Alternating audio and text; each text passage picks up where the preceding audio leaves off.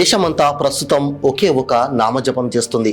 అది రామనామ జపం కాదు, కృష్ణ జపం కాదు, ప్రధానమంత్రి నరేంద్ర మోడీ నామజపం కాదు. ఇంకెవరి పేరు నామజపం చేస్తుందంటే బీరేన్ సింగ్. బీరేన్ సింగ్ నామాన్ని తాళాలు కొడుతూ భజన చేస్తోంది.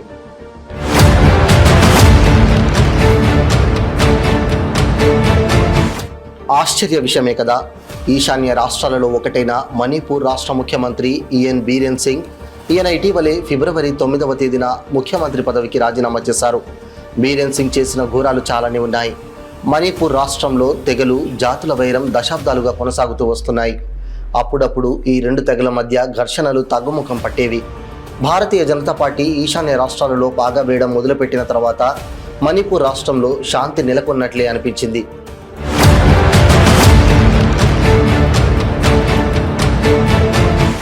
కానీ బీరేన్ సింగ్ ముఖ్యమంత్రి అయిన తర్వాత 2023 మే 3వ తేదీన రెండు తెగలైన కుకీలకు, మెయితీలకు మధ్య ఘర్షణలు జరిగాయి. ఈ కొట్లాటలు రోజు రోజుకు కార్చిచ్చుల్లా చెలరేగి రాష్ట్రాన్ని అగ్నిగుడ్డంలా మార్చేశాయి. హింసాకాండ, మారణహోమం విజృంభించి మణిపూర్ రాష్ట్రంలో ఇప్పటి వరకు 300 మంది ప్రజలు అర్ధాంతరంగా చనిపోయారు.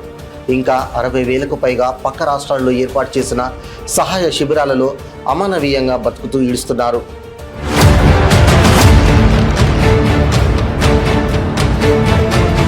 ఈ నేపథ్యంలో సీఎం బీరేన్ సింగ్ రాజీనామా చేయడం, వెనువెంటనే ఆ రాష్ట్రంలో రాష్ట్రపతి పాలన విధించడం జరిగిపోయింది. దేశ రాష్ట్రపతి ద్రౌపది ముర్ము కేంద్ర ప్రభుత్వ నివేదిక ఆధారంగా రాష్ట్రపతి పాలనను ఆ రాష్ట్రంలో అమలులోకి తెచ్చి గవర్నర్ రాష్ట్ర పరిపాలనా బాధ్యతలకు అప్పచెప్పింది.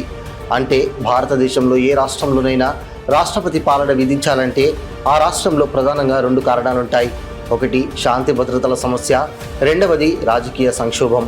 ఈ రెండు కారణాలు మణిపూర్ రాష్ట్రానికి కలిసొచ్చాయి అనే కంటే దాపురించాయి అని చెప్పాలి. అందువల్లే మణిపూర్లో రాష్ట్రపతి పాలన విధించడం సబబే. కానీ చాలా ఆలస్యంగా కేంద్ర ప్రభుత్వం ఈ నిర్ణయం తీసుకోవడం బాధాకరం.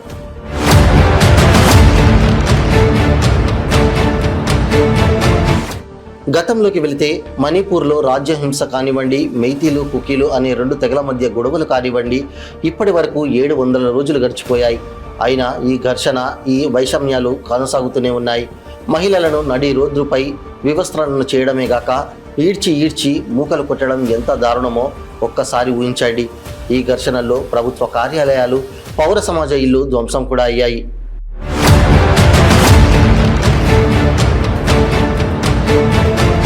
కుకీలు, మెయితీల వైరం వల్ల అనేక దారుణాలు జరిగాయి. ఈ రెండు తెగలు తెగబడి పోలీస్ స్టేషన్లపై దాడి, సాయుధ రిజర్వ్ బెటాలియన్ స్థావరాలపై దాడి చేసి తుపాకులను, అధునాతన ఆయుధాలను ఎత్తుకెళ్లి వాటితో మణిపూర్ ప్రభుత్వంతో యుద్ధమే చేశాయి.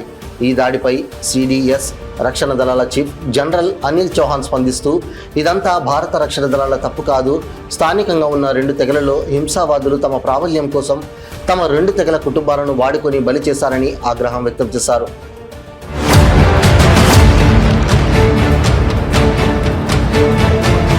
ఈ నేపథ్యంలో ముఖ్యమంత్రి పదవికి రాజీనామా చేసి బీరేన్ సింగ్ ఒక కీలక వ్యాఖ్య చేశారు. నన్ను టార్గెట్ చేయడం తప్పు. కొందరు కేంద్రం తప్పంటున్నారు, మరికొందరు నా తప్పంటున్నారు. ఈ రెండు తెగల నాయకుల తప్పంటున్నాను నేను. దీనికి భారత ప్రజలతో పాటు కేంద్ర ప్రభుత్వంతో పాటు జాతీయ పత్రికలు, జాతీయ టీవీ ఛానల్ సమాధానం చెప్పాలని విజ్ఞప్తి చేశారు.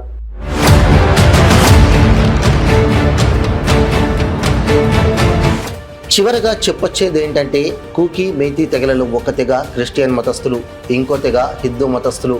ఇది వైరానికి కారణం. క్రైస్తవులు, హిందువుల మధ్య రాజుకున్న మణిపూర్ కాష్టం. రాష్ట్రపతి పాలన వల్లనైనా మణిపూర్ రాష్ట్రంలో శాంతి స్థాపన జరిగేనా?